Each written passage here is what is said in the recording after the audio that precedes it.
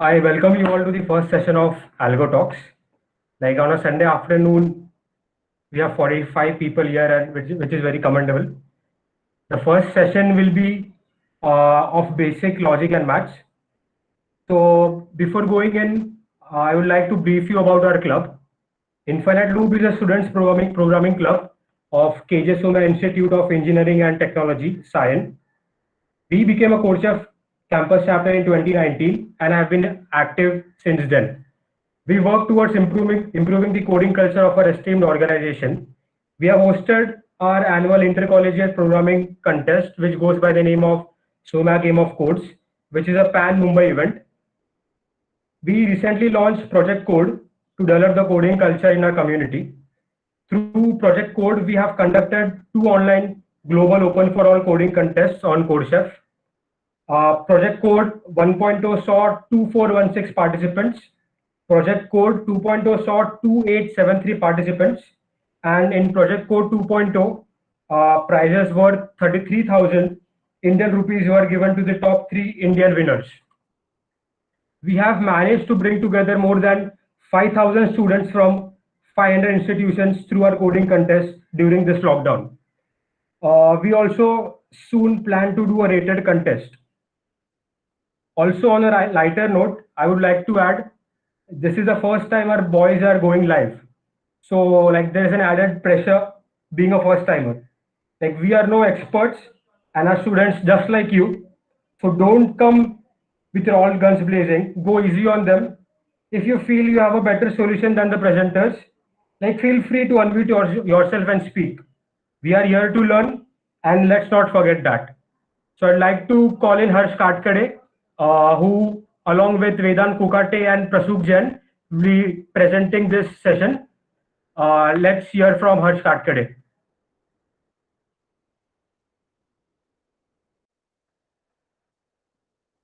Thank you, Omkar.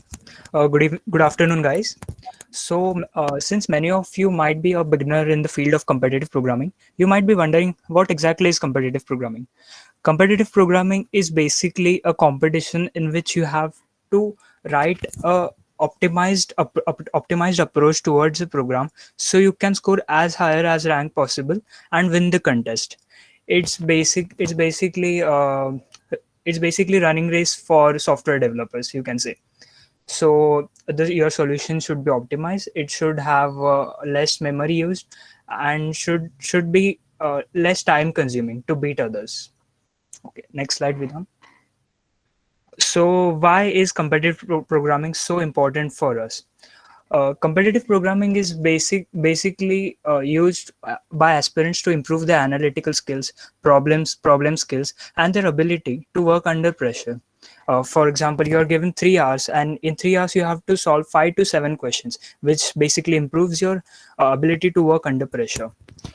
Competitive programming also improves your solving skills, which eventually is a criteria used by many product-based companies like Amazon, Google, and Facebook to select candidates for their placements. And it's also a fun thing to do. Thank you. Also, I would like to add a thing. A common doubt by many beginners in the field of competitive programming is what language should we choose? What language is basically used by many students across the world? So basically, I would like to say is there's no perfect language or best language. Competitive programming is all about your problem solving skills. You can use any language: C++, Python, Java, C hash, C. All you have to do is build a good problem solving skill and algorithmic skills. Thank you. Over to you, Jaideep. Okay. Hello, people, and a very good afternoon. Okay. So there might be some people here who are doing CB for the very first time. So what we'll do is we'll discuss a sample problem and we'll try to solve it step by step. Okay. So the question is very simple. You are given a number n, and if that number is even, you have to print yes in capitals, and if it is odd, then you have to print no. Okay. Okay. The input format here is you are given the first line contains the number of test cases, and the second line contains the number n. Now the range of the number n is very important here, because suppose if you are using C++ or any such language, then the size of the number matters a lot. So suppose there's a very large number and you're using simple int, then maybe the variable may overflow. So you have to take care while selecting the data type. Also, many people who are doing it for the very first time, I have seen them printing a line, like they are prompting the user to enter the number of test cases. So in CP, you don't have to prompt the user to enter the number of test cases. You just have to take the input and continue with the program. Okay. So first line is number of test cases. Second line is the number of n. Now to the output format. So if the number is even, you have to print yes in capitals, and if it is odd, you have to print no also in capitals. Now, if you are printing yes, but you are not following the capitals, then the online judge won't accept your solution. So you have to be careful about the output format. Okay, now towards the program. Vedant, next slide. Okay, so the program is written in Python. It is very simple program. The first line is taking the input, the number of test cases. And for every test cases, what we are doing is we are taking the input n. And if that number modulo 2 is not equal to 0, that means that number is odd. So we are simply printing no in capitals. If that number is even, we are printing yes in capitals. Okay, so this is a simple walkthrough. So some pointers: be careful about the data types that you're using. In Python, you are flexible to use any data type. So, and the second point is be careful of the input and output format. Okay, over to you, Vedant.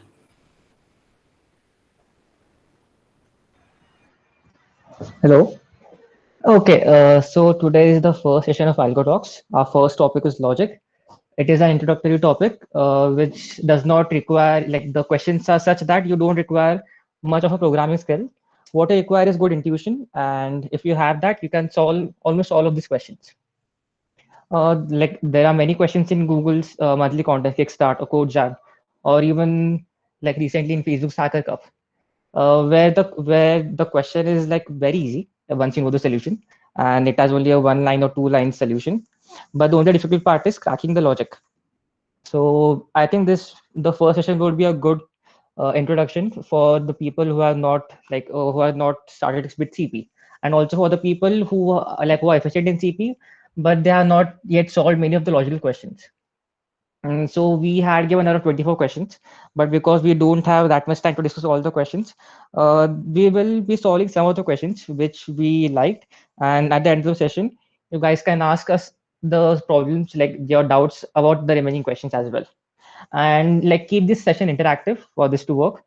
Our main goal is to like build a community where people can interact with each other, and we can solve different topics. In the future, we'll be solving graphs, DP, and other topics as well. So it helps us if you keep the session interactive. Okay, we'll start with the first question. The first question, Prasuk will be telling you the solution. Okay, over to you, Prasuk. Good afternoon, guys. So our first question for this session will be weird algorithm. It is on the site CSES. CS is a very good site for low-level programs. So here is the first question. So what we are given in the question is that consider an algorithm that takes as input a positive integer n. So we are given an input n. If n is even, the algorithm divides it by 2, and if n is odd, the algorithm multiplies it by 3 and adds 1. So what it means is, if our number is even, so we'll half the number, and if the number is odd, we will multiply that number by 3 and add a 1 to it.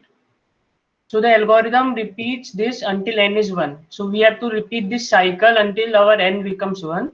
For example, the sequence for n equal to 3 is as given. For example, this 3 is an odd number. So 3 into 3 plus 1 will be 10. Now it becomes an even number. Then we'll half it, then it becomes a 5. 5 is again an odd number. 16, 8, 4, 2, 1. So at finally the answer becomes 1. So your task is to simulate the execution of the algorithm for a given value of n. We have to write the whole sequence, what comes to make the n 1. So the input format is given, the only input line contains an integer n. So we have given only an input n. Print a line that contains all values of n during the algorithm. We have to print this whole line. Constraints are 10 raised to 6. So it is a much smaller constraint. So for this question, we don't need to have any great algorithm. We don't need to use any different algorithm or anything. We can just solve the problem by whatever is given in the problem. So we'll see.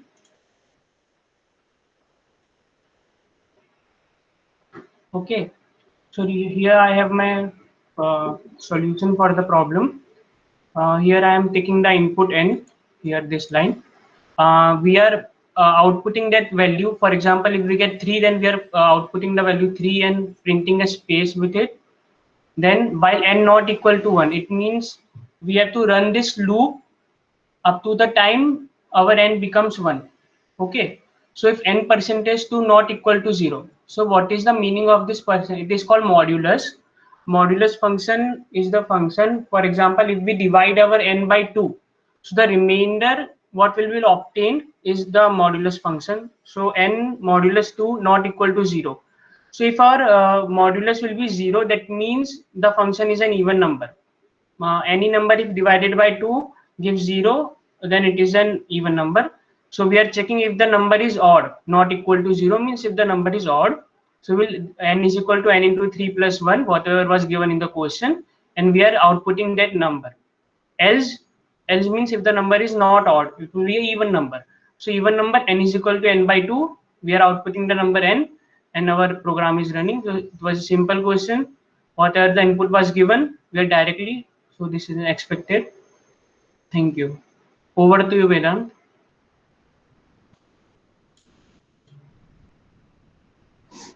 Okay, so the first question was actually very easy. If you guys have any doubts regarding that, we are here to solve the doubts.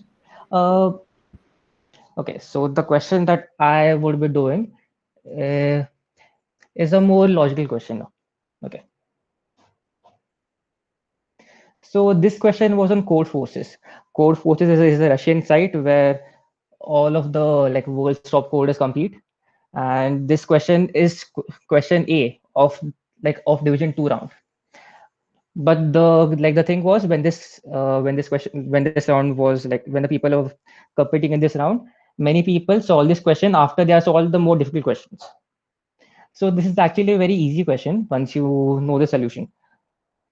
Okay, so what we are given is we are given a number A, and we are making a sequence with that number. So the next number in the sequence would be the minimum number of that the minimum digit of that number into the maximum digit of that number added by the number. So let's say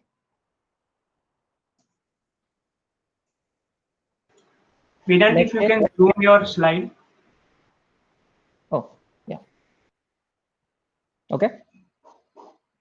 Yes. Okay. Yeah. So let's say if we have a number 1, 2, 3. So the next number in the sequence would be 1, 2, 3 plus the smallest digit in the number, that is 1, and the larger digit, that is 3. That would be 1, 2, 3 plus 3, 1, 2, 6. Okay, so this is the next number in the sequence, and so the second number in the sequence, the third number in the sequence would be 1, 2, 6 plus 1 into 6, that is 1, 3, 2. This is the third number in the sequence. So this is what we're doing, and what like they will give us the first number, and we'll have to print the kth number of the sequence. So 1, 2, 3 is the first number, 1, 2, 6 is the second number, and 1, 3, 2 is the third number of the sequence.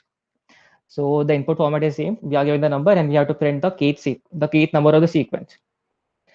Now, whenever you solve a question, the most important thing the first thing that you do is you check the constraints. Here A does not affect the program that much. If you're solving in C++ or Java, you will have to just use a bigger you'll have to use like bigger memory for allocating A. If you're using Java, you will have to use big integer. In Python, you don't have to worry about that because Python has Python rarely overflows. Okay, now the important thing is K. In CP, if you're familiar in CP and if you're solved enough questions, there's simple thing that you know, like the number of computations that you do affects your time. So if you're doing around 10 raised to 6 computations, it takes around a second. And most of the questions have around a time limit of 1 second or 2 seconds. That means that your program must execute and must solve the problem in at least a 1 or 2 seconds. So if we are making up around 10 raised to 6 computations, then that is done in 1 second. If you are making up to 10 raised to 9 computations, that is solved in around 15 to 20 minutes, which no like which you if you're making that many computations in a competition, that won't help you. You'll get time limit exceeded error. Now this has now the case limit goes up to 10 raised to 16. This means that in any case, even if you try to hardcore, like if you try to solve this question on a computer, it will at least take some 1,000 years to solve the answer. So in no way we're actually doing what the question is asking us to do. So we'll have to find some other approach to solve this question. Now, whenever you have this question, the simple thing that you do is you just try some numbers and you check like if you're getting some pattern or if you're finding a thing that could help you optimize the question. Now, luckily for this question is, if you could see, the hint goes in the minimum digit. So the maximum digit does not actually affect the number. But what if the minimum digit becomes 0? Like if we have 1004, like a number is 1004. Now the next digit, the next number in the sequence would be 1004 plus 0 into 4, which is again 1004. So this is actually the only hint that you have. So in the sequence, if any of your digit becomes 0, then the rest of the sequence will have the same number. And that is actually the solution that we have. Just a sec.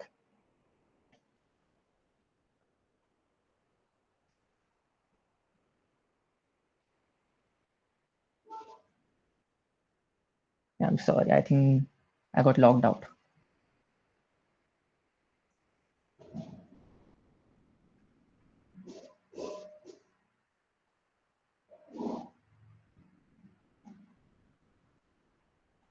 Yeah, sorry for that.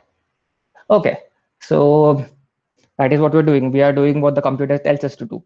We are getting the maximum digit, we are getting the smallest digit. And if the smallest digit in the number becomes 0, you're breaking out of the loop because we'll have the same number. And this optimization is enough for you to crack this question. Can you please zoom the code? Yeah, sorry. Okay, is my code visible? Hello. Yeah.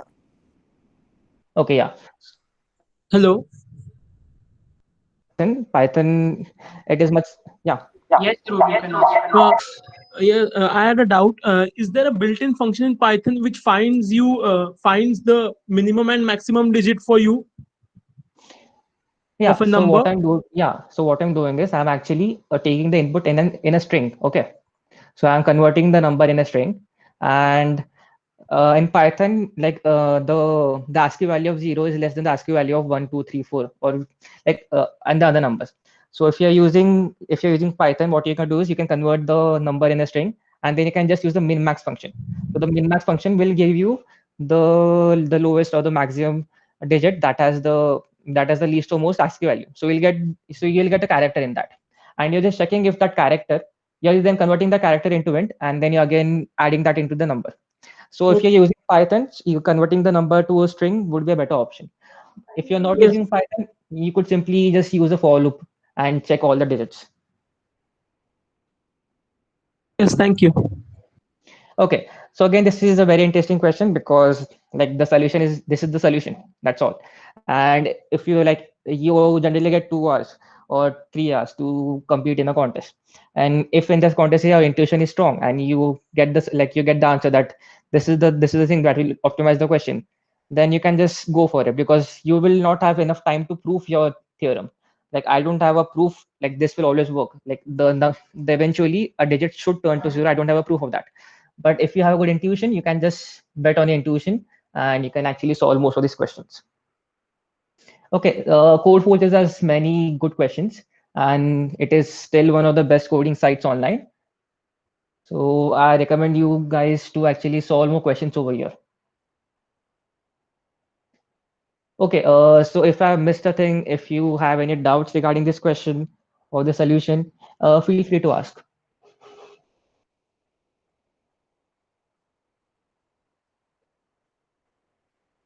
Vedant, Hmm? can you explain the constraints that k between 1 to 10 power 16? Yeah, okay.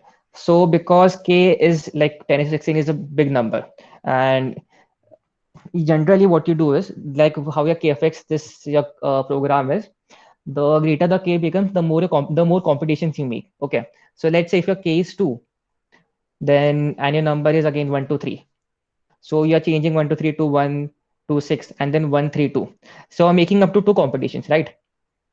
So when your k goes up to 10 raised to 9, you can make up to that many computations. Now because k is up to 10 raised to 16, that means that because this is a simple solution, like you're doing what you're doing, what you're being told. So if you're about to make that many computations, that is not possible by any computer in the world to solve that in a given time, or if, even in a given even to solve this question in a given year. So like because the case value is too big, you go for some optimization.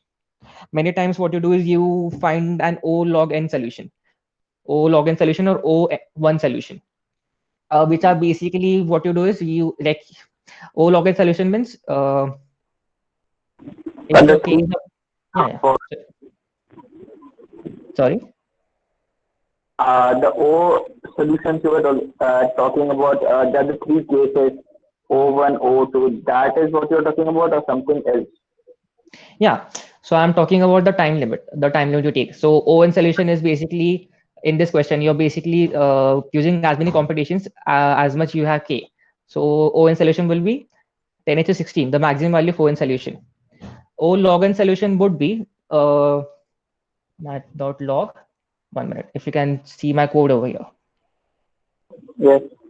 Yeah, so that would be 16, comma 2.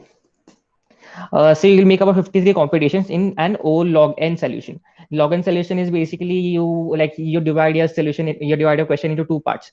It is divide and conquer algorithm that we will do later in some sessions. Or a simple example would be binary search. If you know the program of binary search, that is where you use O log n solution. The computation that you make is log n times the number n. That is usually the computation that you make.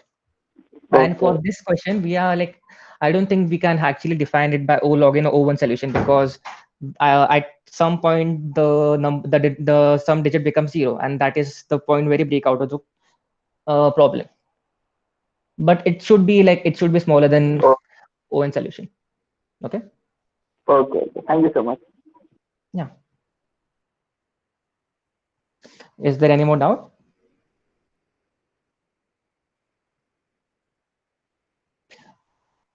Also, if you have a better solution, if you have tried something else, you're free to talk about that too.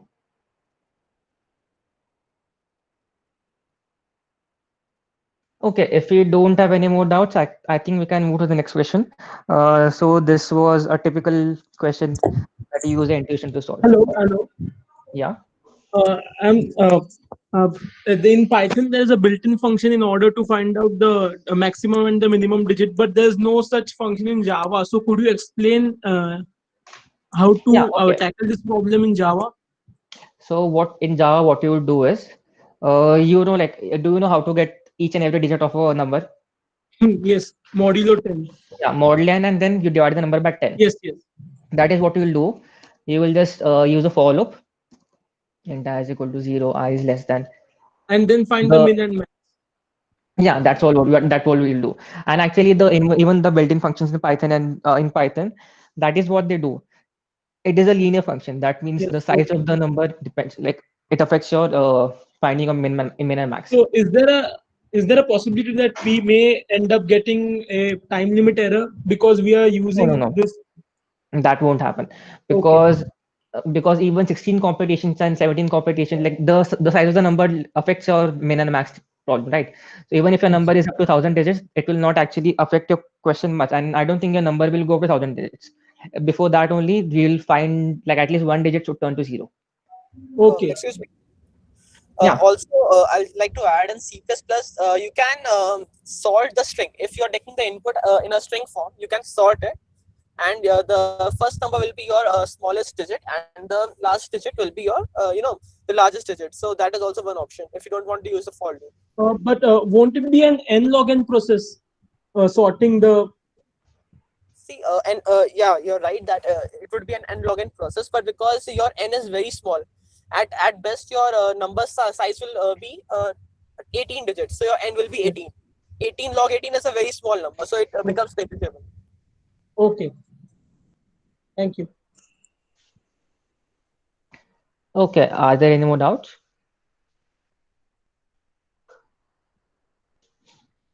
Okay. If not, then we can move on to the next question. Okay. Harsh will be doing the next question. Harsh, over to you. Thank you, Vidam.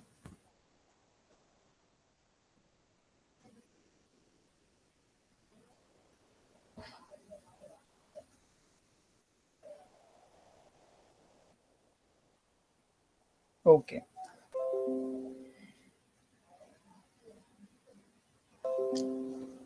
So basically, my question is another Codeforces question. This question basically is a pattern question where we have to just analyze and print a pattern. If you can understand it at very first stage, you just have to print a pattern of 2 digits. So basically, what the question says is, you have given an n by n matrix. N by n matrix has two digits, S and L. So basically, S represents water and L represents an island. Okay, so basically, you have given two variables, n and k. N is the size of the matrix, and k is the number of islands you have to add inside the n cross n matrix. So basically, if an island shares an adjacent side, it is considered to be a single island. For example, I have a for example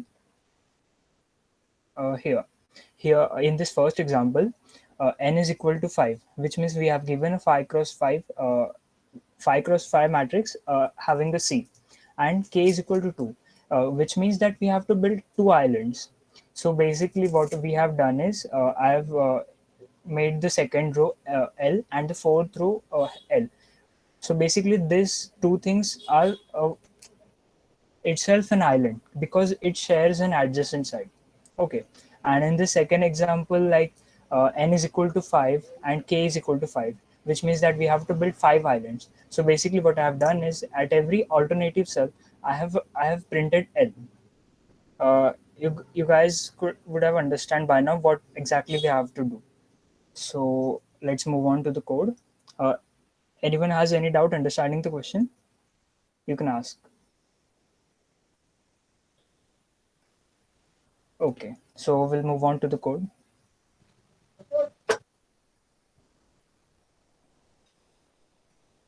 Oh, okay.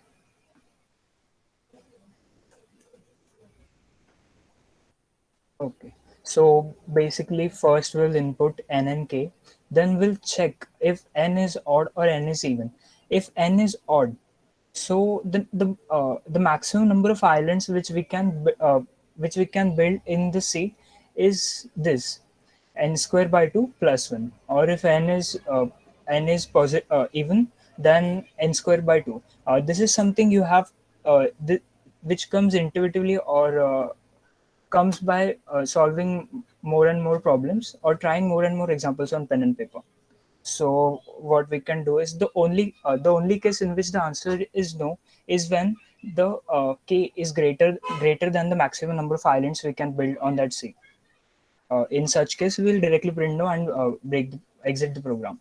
Else, what we can do is I have created a vector of n cross n and initialized it by character s. So a vector is basically an array, just that it is a dynamic array, which means we can add and delete from it without declaring its size. Okay, then this is an n square solution. So first I have initialized a for loop for two conditions, I less than n and k greater than 0. K greater than 0 means every time I print a island, I'm just decremented it by 1. Okay. So if I is even, I have to start printing the islands by first index. For example, here in this example, n is 5, which means n is odd. So in first row, I is equal to 0, which means I is even. So I have started printing L with index 0. And similarly, in second case, I is 1, which means it is odd. And then I have started printing the L from the first position and incrementing it by 2. So here we are doing this, checking I if it is positive or it is even or odd. And then a second for loop, which basically is incremented by 2, which prints L. And here I am decrementing k minus minus. So at some point k will become 0, and then we will get out of this for loop. Then we'll print a yes, and simply using a for loop, we'll print our two-dimensional vector. Harsh, can you show me your example? Okay, just a second. Here's my example. So what you're doing is you're printing alternatively L and S, right? Yeah, that's what we have to do. And the first row will have the even number of rows, that is the first, and the third row will have the first letter as L, and the odd number of rows will have the first letter as S, something like that, right? Yeah, correct. Okay, and after you have printed the number of like different islands, the required islands, you are just printing S. Yeah, that's what we are doing here. Okay, thank you. Sorry for interrupting you. You can continue. Okay.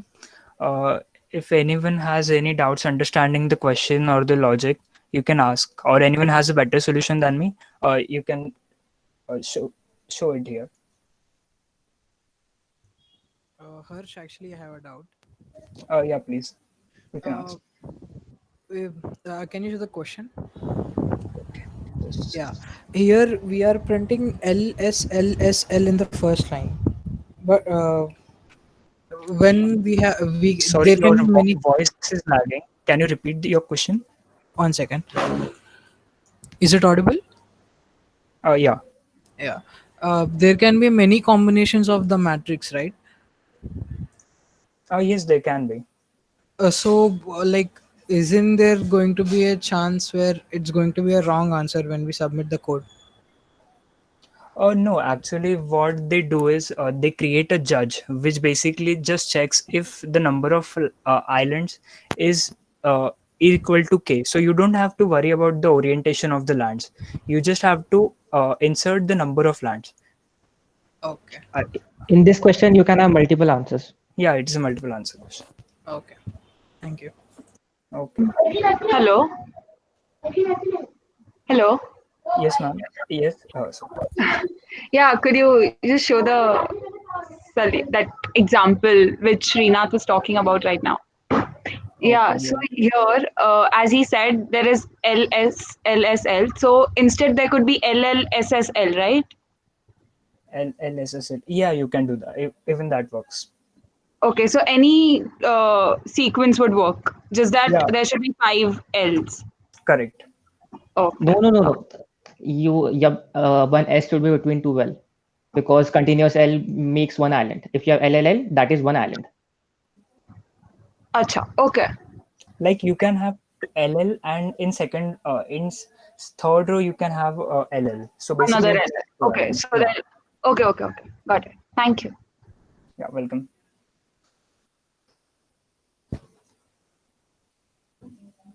Any more doubts?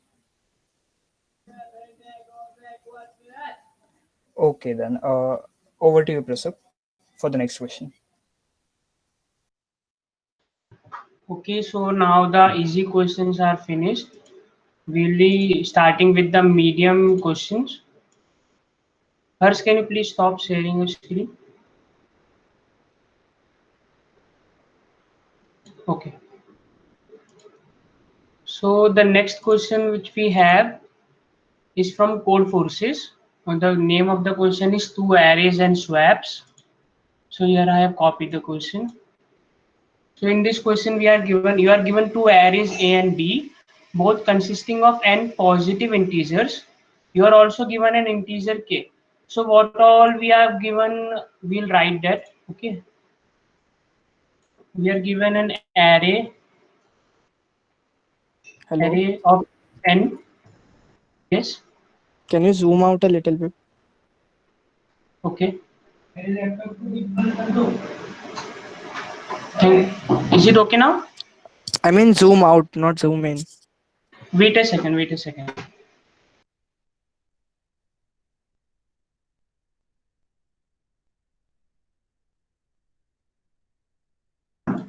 Sorry. Is it visible now, the question?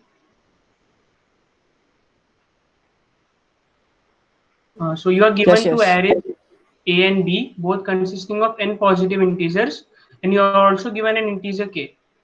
So we have made here an array.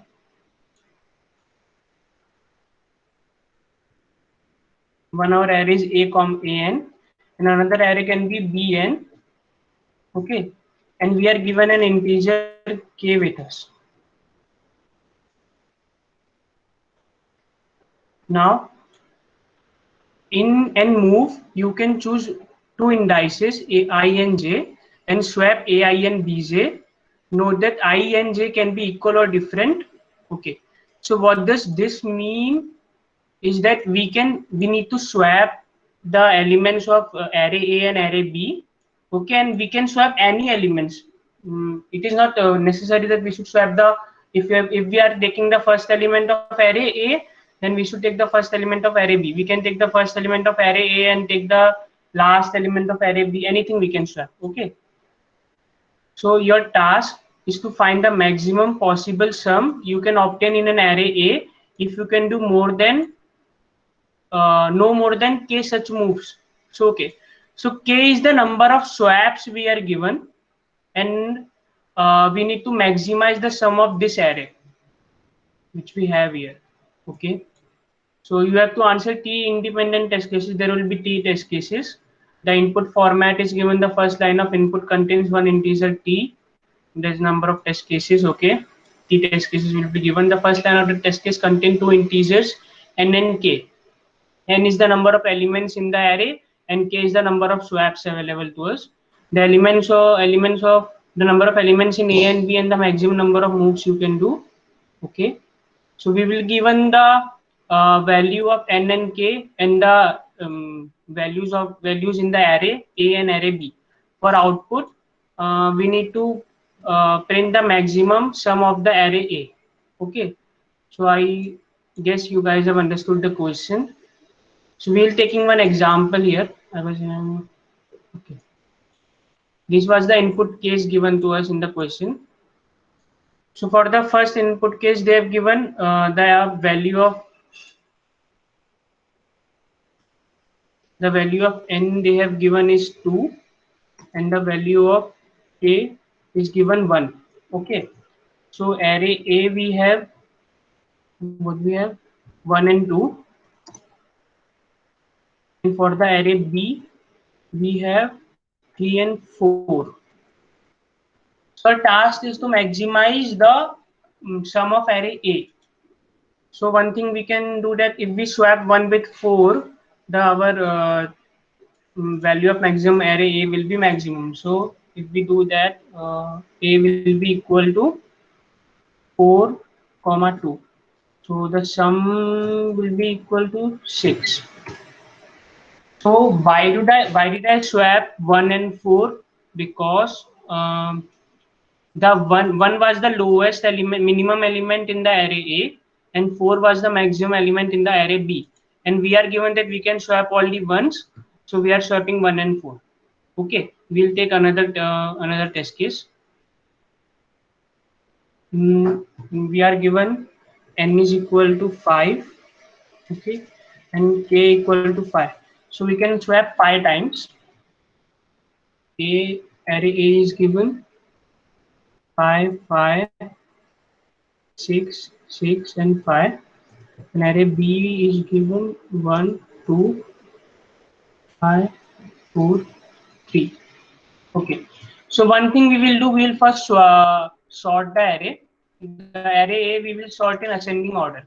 So 5, 5, 5, 6 and 6. And array B we will sort in descending order. Okay. 5, 4, 3, 2, 1.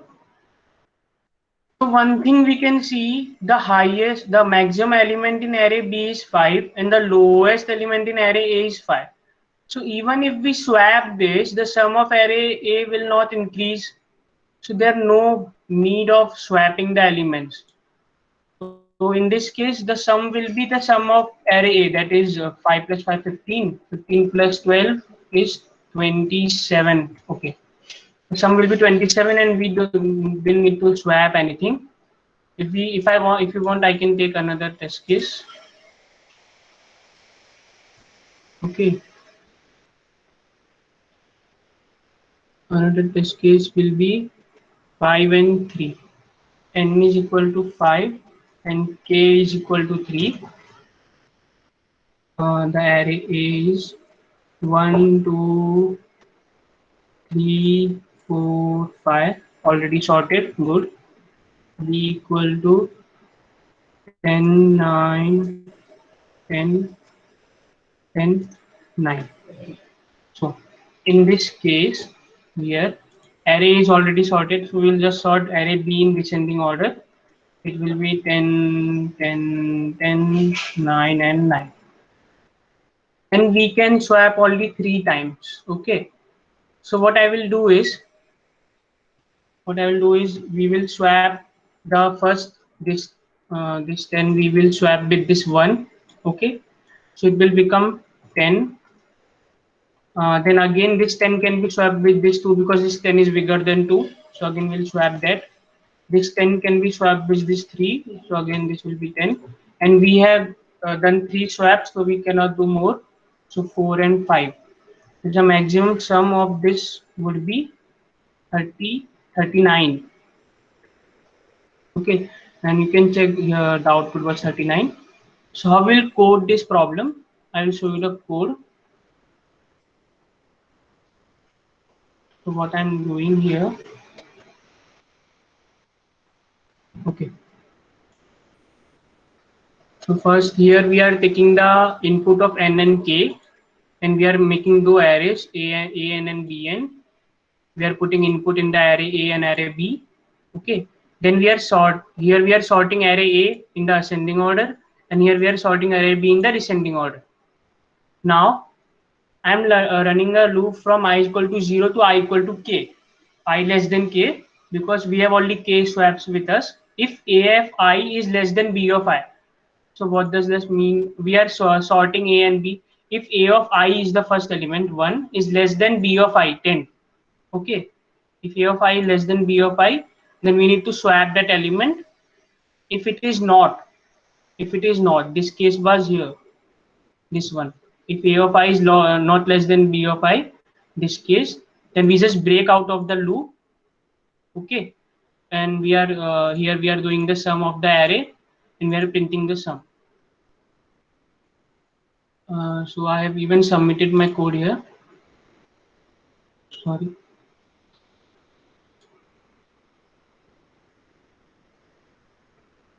Yeah, it was the same code. So do you guys have any doubt?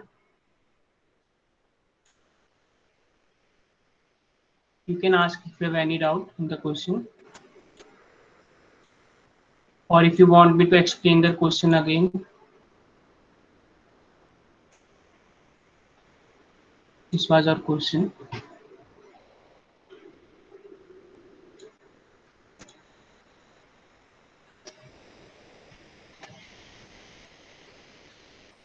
No doubt. Okay, then Vedant, you can continue with your question. With the next question. Okay, thank you, Pesuk.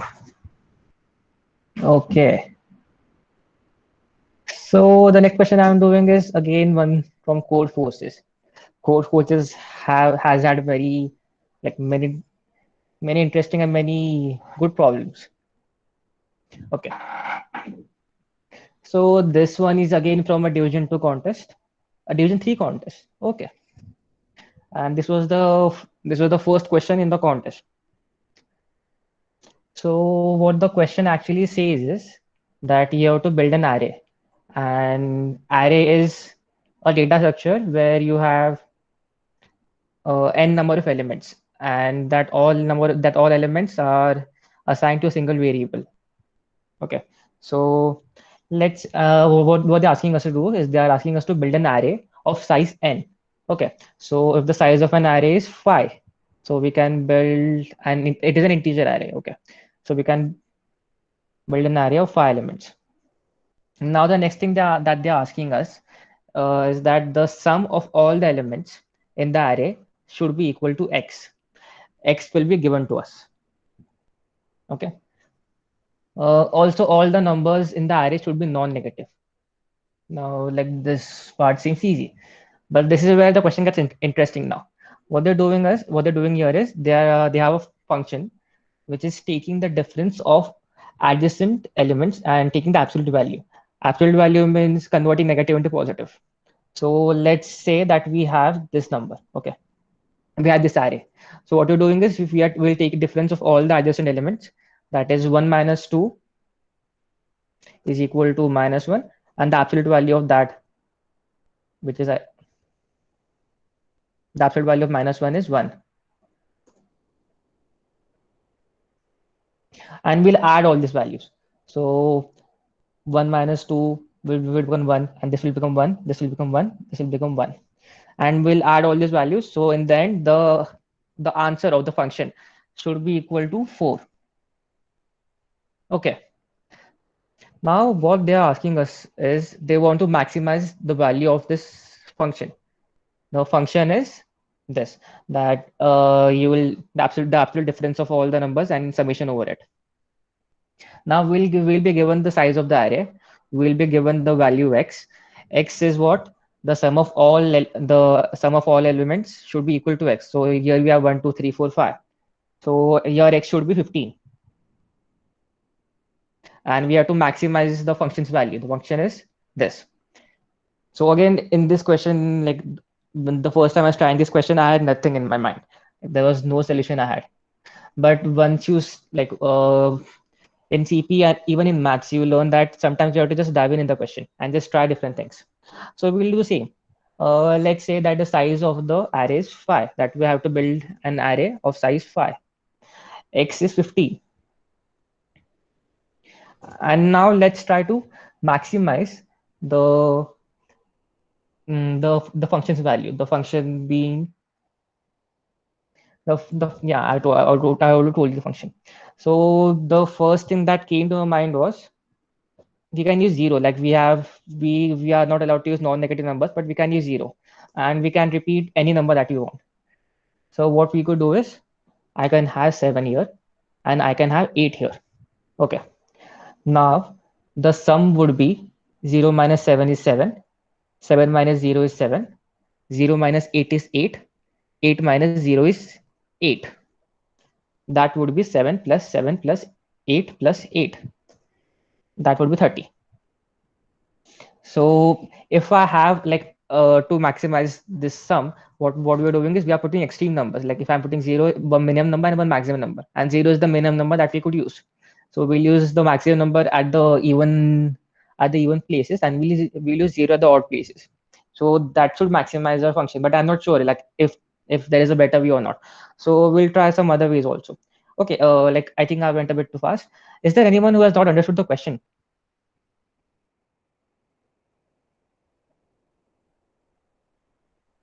Hello?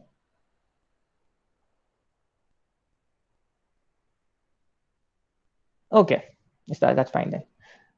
So like we'll try some different methods then. What if I put 15 over here? 15 is my x value, and the sum of all elements, it's still 15. So when I use my function, that is difference of alternative adjacent elements. 0 minus 0 is 0, 0 minus 15 is 15, and 15 minus 0 is 15.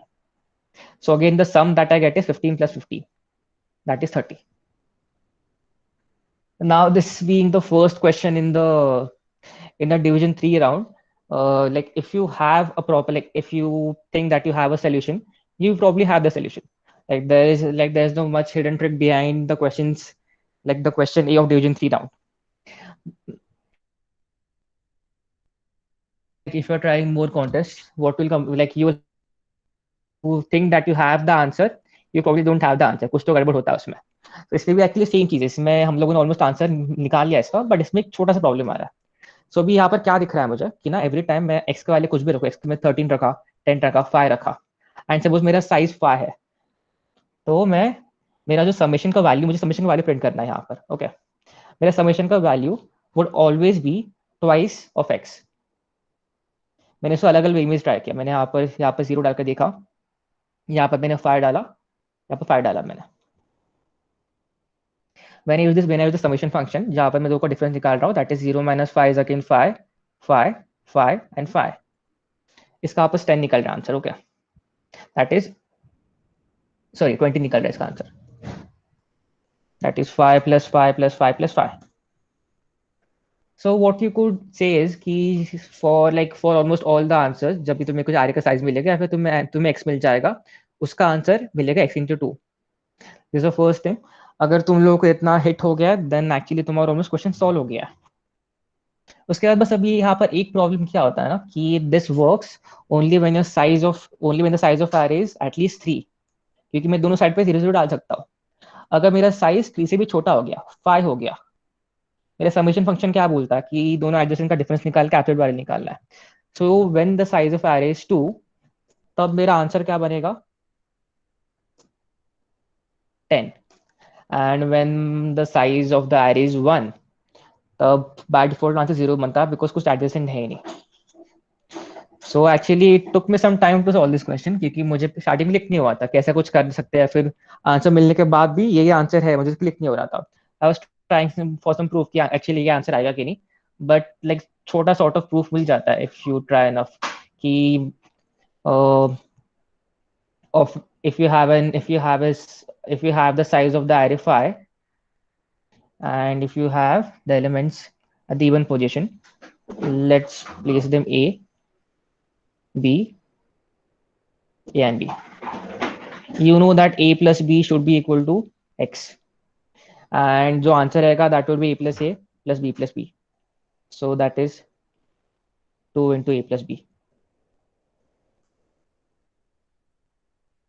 But in the contest तुम लोग actually proof करने की जरूरत नहीं पड़ेगी, तुम लोग बस ट्राई करना पड़ेगा तुम्हारा आंसर आ रहा है कि नहीं. सो उतना ही आंसर है. काफी बड़ा क्वेश्चन, काफी अजीब अजीब थिंग्स, बट इसका आंसर फाइनली एक ही लाइन का है. एक मिनट.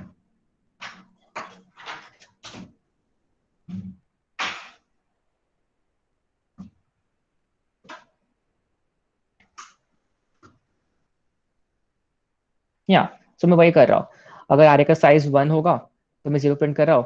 अगर आरे का साइज 2 होगा, मैं x का वैल्यू प्रिंट कर रहा हूँ. अगर आरे का साइज 3 होगा, मैं x into 2 प्रिंट कर रहा हूँ. ये मेरा आंसर है. ओके, अगर मैं थोड़ा फास्ट गया हो, मैंने कुछ मिस किया होगा, तो मैं कुछ डाउट है, मुझे एक बार बोल दो, क्योंकि आई थिंक मैं थोड़ा फास्ट गया इस क्वेश्चन में. इससे कोई डाउट है?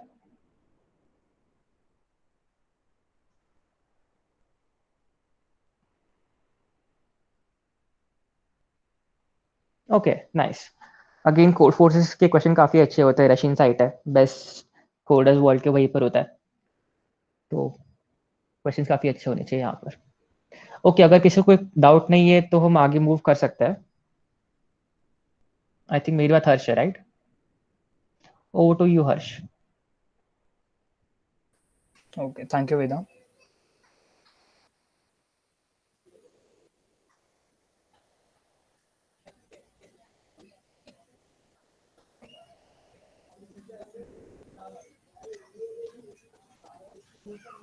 Okay. So my next question is from HackerRank.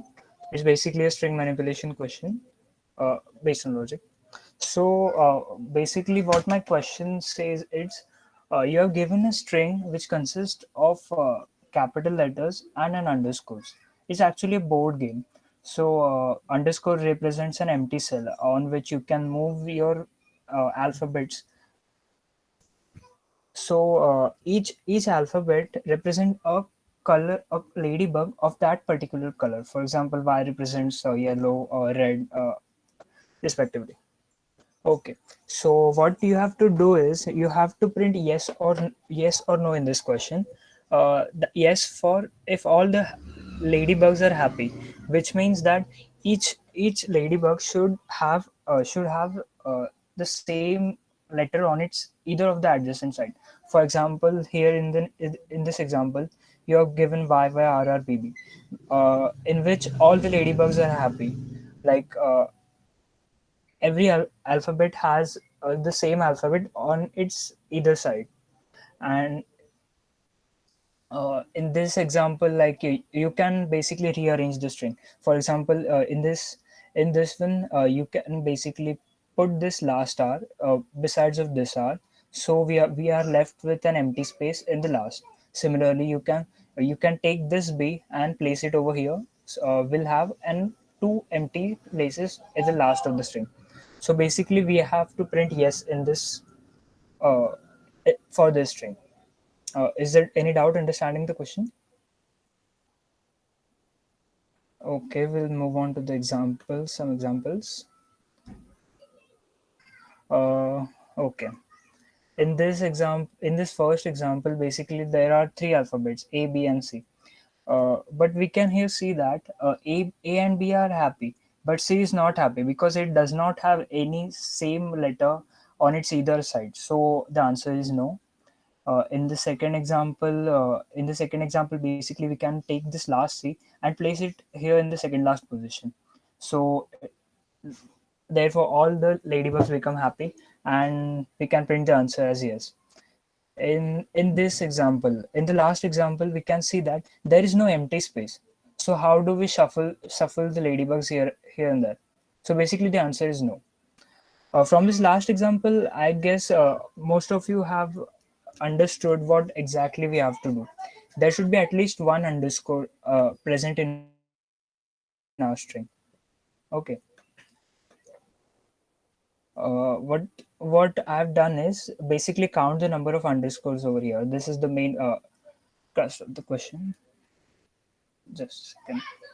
We'll move on to the code here. Okay. Here's the code. First, basically, I have created a count array which keeps the count of each alphabet. A C counter, which is the count of my underscores. Here I have initialized the count array by 0. Memset is basically an O of one solution, O of one method to initialize your array with numbers, which takes count your array, your the value with which you have to initialize, and the size of your array. In the next for loop, I'm iterating the string and counting the number of letter, keeping a frequency count of my number of letters and the frequency count of my underscore. And here I have initialized a bool variable with OK. So basically, what OK does is I'm checking if my if all the alphabets have the same letter on its either side. For example, like here, A, B, B, C, C. You in this example you can see that all the strings have the same letters on its either side. So basically, I don't have to do any rearrangement, right? So this if condition checks that, and if any of such case appears where there is no adjacent same letter, then I'm uh, sorry, this OK as false. In the next phase, what I'm doing is I'm iterating the array and checking if any letter just come one time, because if any letter come one time, there is no way to make it happy, because will not have anything to place on its either side. So I'm directly returning it as no. And after this for loop, I'm checking if C is greater than 0. That means I have at least one underscore, or if my string is okay. This is the logical or, which means that if either of the two statements is correct, I'll return yes, or else I'll return no. Okay, Do you guys have any doubts? Hello. Hello. Yeah. So you are just counting the number of isolated bugs and the number of underscores, aren't you? Yeah, I- that's what I'm doing. And that's what is the logic behind. That is what's the logic behind this solution. Yes, correct. Okay. Thank you. Okay, your number of underscores should be at least one, or your Okay. string should be perfectly arranged. That are the two Okay. conditions. Okay. Okay. Okay. Thank you. Yes. Any more doubts?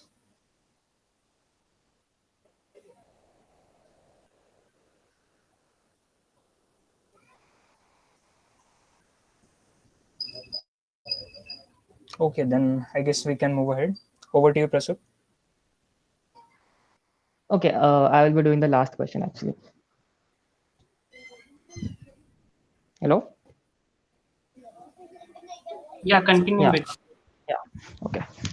So I guess this being the first session, you guys must have been exhausted by solving all these questions or actually listening to all the solutions of these questions.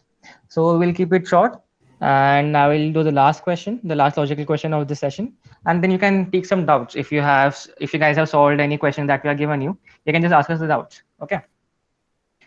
So actually, first of all, thank you all for like keeping up with us. The last question which I will be doing is again from a code forces round. Okay, it is a division 2's B question. So it would be a bit. It is an easy question, but it is a more difficult question than than a than a than a question. Okay, so the question name is a game, and this is basically two players playing a game. Okay, so we have two players, Alice and Bob, and you'll be given a string. Okay, the string will have only 1 or 0 as its characters. So it is a binary string. Okay, so a string can be something like this or anything that has only 1 and 0. Now Alice and Bob are playing a game in which they can take any two characters that are like they can take any two adjacent characters, characters such that um, they can only take 0 1 or 1 0 1 0 0 1, and they can delete this substring from the string. So let's say if it's Alice's first turn, so Alice can take this part out, then Bob can take this part out, then Alice, then Bob. So this is what they are doing. They'll be given a string and they will have each will have one turn to take 1 0 0 1 from the string. Now what we have to tell them is we have to tell them like the winner of the game. So no matter like we will be given the string and we have to tell if Alice wins this game or if Bob wins this game. Winning here means that the other player must not have any option. Like the other player can't do anything. So let's say if Alice takes 0 1, then Bob takes 1 0. Alice takes 0 1, Bob takes 1 0, Alice takes 1 0. Then Bob can't do anything here, and hence Bob loses the game and Alice wins the game. So this is the last question that we will do. So if you guys have competed in the Hacker Cup, in the Facebook's Hacker Cup, there was a similar question over there, and actually both of them have a similar solution. So okay, first of all, if there is any doubt regarding the question, you could just tell me. I could just explain the question again.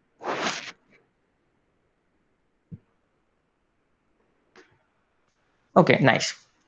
So again, like my previous questions, what you do is you just first randomly try different methods and you try to find a pattern or something that you have here. So let's have a string like this. Now like the first thing that comes to your mind is, does the orientation of 1 and 0s affect the game, like affects the game? So what we'll do is we'll have 3 1 and 3 0. Now at any case, if you have at least if you have some number of ones and some number of zeros, you should at least have one pair that you could take out. Okay, so if you have like three zeros and 3 1, you will always be able to take at least one pair. Again it goes, you have 2 zeros 2 1, one pair. If you have 4 1 and 3 zeros, you would be able to take out 3 pairs. what you could see from this is the number of pair that you can take out is actually equal to the number of count of the zero, like the minimum of the zeros and one. So in this string we have 4 1 and 3 zeros. Okay, now I can rearrange this in some other way. If you want, I can place the 0 here or 1 0 here. But when we are taking out the pairs, now each pair requires 1 0 and 1 0 and 1 1. So the maximum pair that I can remove from this is 3. Now what I need to confirm is like, at any case, can I take out 3 pair from this string, like at any orientation? So like once you have tried a bit of hit and trial, you will see that this is working for almost all the cases, and you can just assume that your logic is right. So what is happening here is, you can arrange the 1 and 0s in any order, and then you count the number of ones and zeros. So in this we have 3, 6, 7 ones, and 1, 2, 3, 4, 5 zeros. So the number of the string should be equal to 5. So this is where almost half of the question is being solved. Now again, in the question, what we have been told is Alice plays first, then plays Bob. So if we can take out 5 pairs from this, the first pair Alice takes, the second pair Bob takes, the third pair Alice, then Bob, then Alice, and then Bob can't take the 6th pair because there is nothing that he can do. So like, I'll just show you: first pair, second pair, third pair, fourth pair, fifth pair. And now it is Bob's turn, but Bob can't do anything here, and Bob loses, so Alice wins. So from this sequence is, at every odd that Alice takes out all the odd number of pairs. Like first, then Alice takes the third number of pair and the fifth number of pair, and Bob takes the even number of pairs. So this is what you will do: you will just count the number of 1 and 0s in the string, and then you will check the minimum of both. Yeah. So I'm writing this program in Python, so it is much easier for me because Python has many inbuilt functions. Python is almost like a pseudocode language. So here one variable is storing the count of number of ones, and 0 is storing the count of number of zeros in the string. And then we are checking the minimum of the both, because even if we have 7 1 and 5 zeros, the total number of pair that we can take out is only 5. So the number of pair that we can take out is minimum of the count of both zeros and 1. Then we are checking if the number of pairs that we can take out is even or odd. If it's even, then okay, now this is a Russian site, so they have net and da. Net basically means no, da means yes. So you print no, because even at even places Bob wins, because Bob is the last one to take out the pair, and then Alice can't do anything after that. And if the number of pairs that we can take out is odd, then Alice wins. So this is it. This is the solution.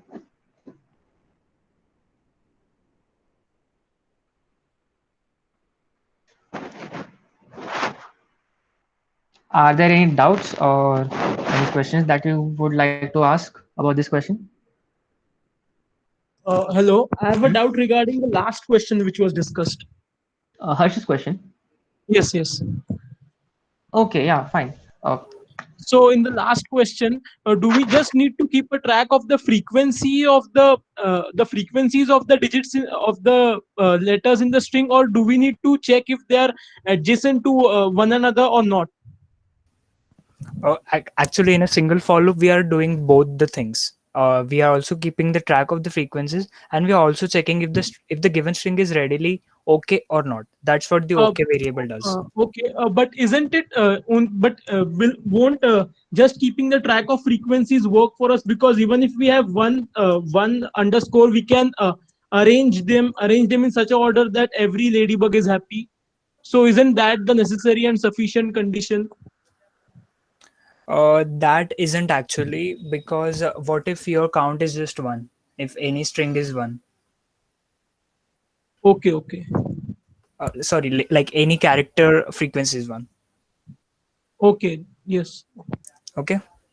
Thank you. Okay, thank you, Harsh. Thank you, Dhruv. Okay, if you have any doubts regarding this question, I can answer that. Actually, I had one more question, but it is taking a bit more time. Okay, first of all, like, have you guys solved the question that we are given to you?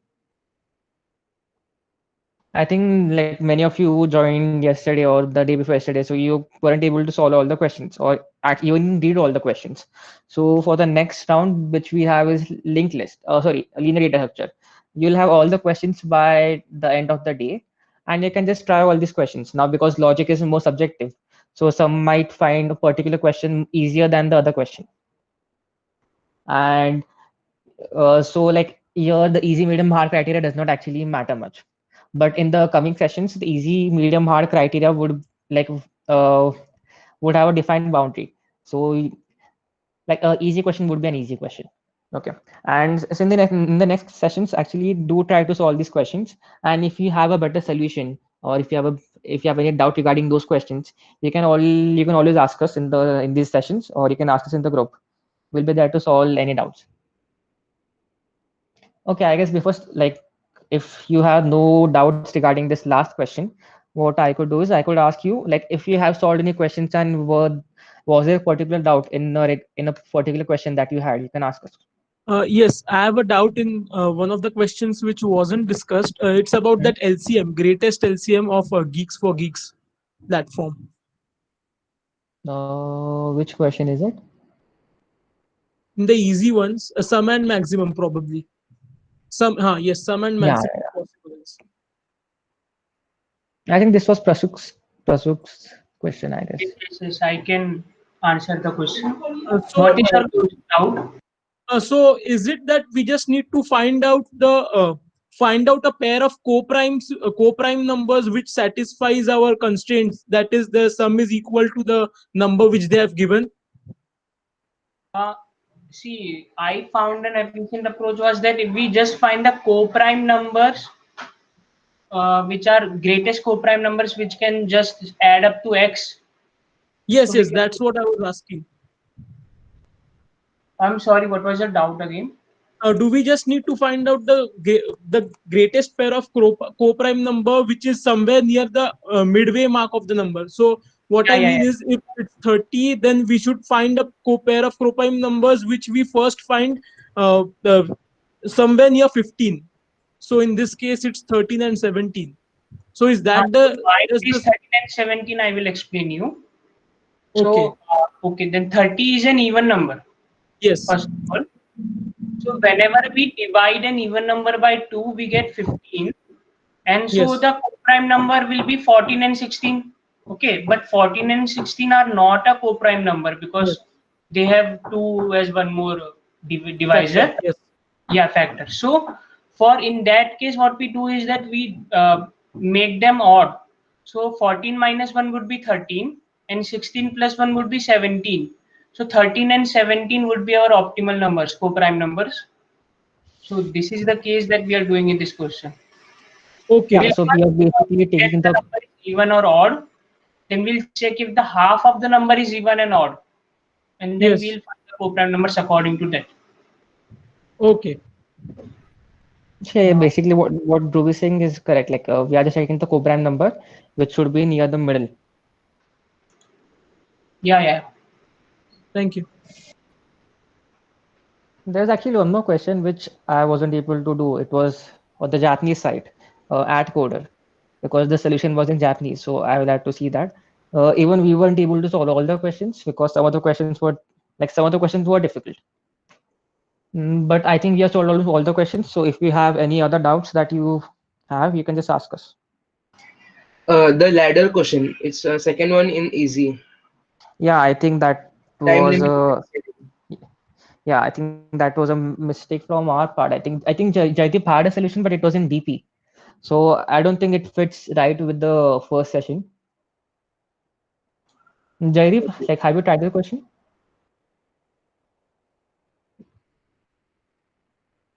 Jaideep? Oh, hello. Okay, should I discuss the solution? Okay, I'll just.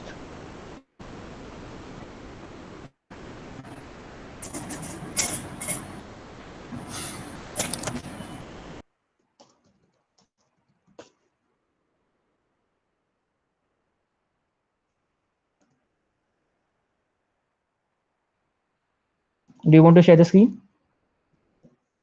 Oh yeah. Okay. Fine.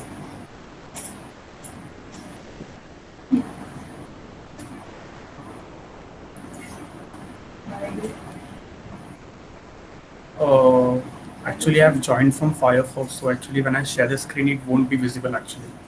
Okay, I'll share the screen. Okay, so if you have any other doubts, we can just answer those. It's fine if you just explain verbally. Okay, so basically, what I do here is I have the array, so I just keep a track. Okay. Sorry. Okay. Oh, okay.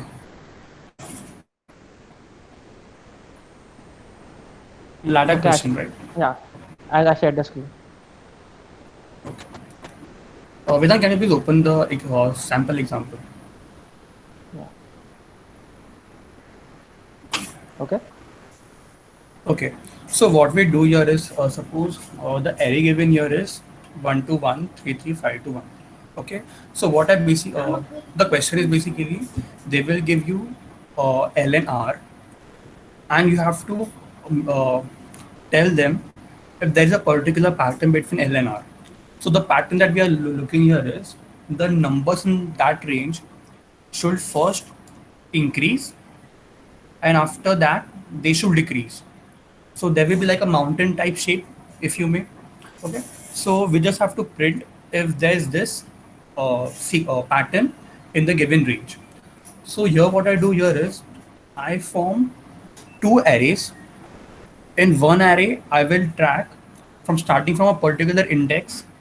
If I go rightwards, till which index will the other numbers increasing? For example, if I start from index 0, I have 1. At index 1, I have 2. So since 2 is greater than 1, so at 0th position, I will mark 1. So basically, if I start from index 0, the peak value that I can find from this position is at index 1. So this is my one array that I'm maintaining.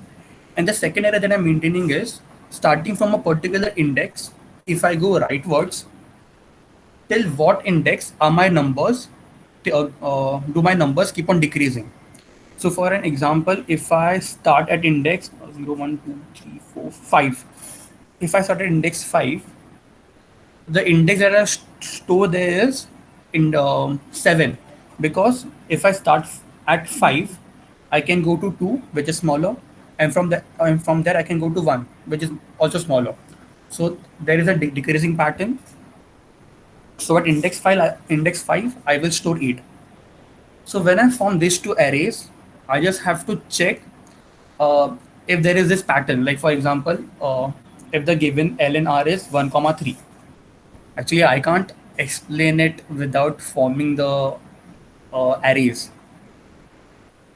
So basically, when you form those arrays now, you'll get a proper idea like why are we doing it. So maybe just try to solve it. And if you have any doubt, you can just ping me on WhatsApp. Then I'll give you the complete solution there. Okay, fine. Okay.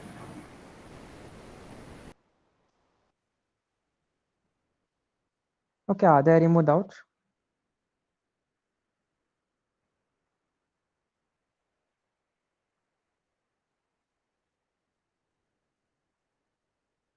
Okay. Okay, thank you guys for being a part of AlgoDocs. So the main aim for us was to form a community where we could discuss different topics. And as we'll go forward, we'll have more different topics. We'll have graph, we'll have DP, bit manipulation, advanced maths. We'll upload all the solutions on the GitHub repo. We upload the solutions today itself. Okay. Yeah. So for the next session, what I would recommend you to do is you could just check all the questions so that it is easier for us to explain the answers. And there might be some questions which we might not be able to solve. So if you could solve this question, that is also good. So be more active in this. There is no proper hierarchy or anything in this sessions. These are just open sessions meant for us to learn different things. Okay.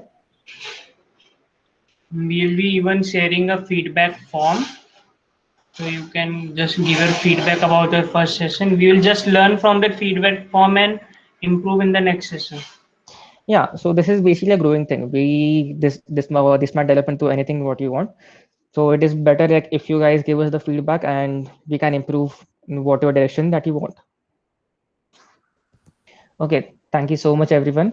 This was a great session, and we'll upload all the solutions. And if you want, you can even give us your better solutions. If you have a better solution, we'll upload those as well. Okay. Also, if you have any doubt in the middle of the week solving these previous week's question, you can also ping us or add it to the group. We'll solve it there. Okay. Thank you, everyone. Thank you, guys. Okay. Thank so I you. can end the session. Thank you, everyone. All right. Thank you. Bye bye.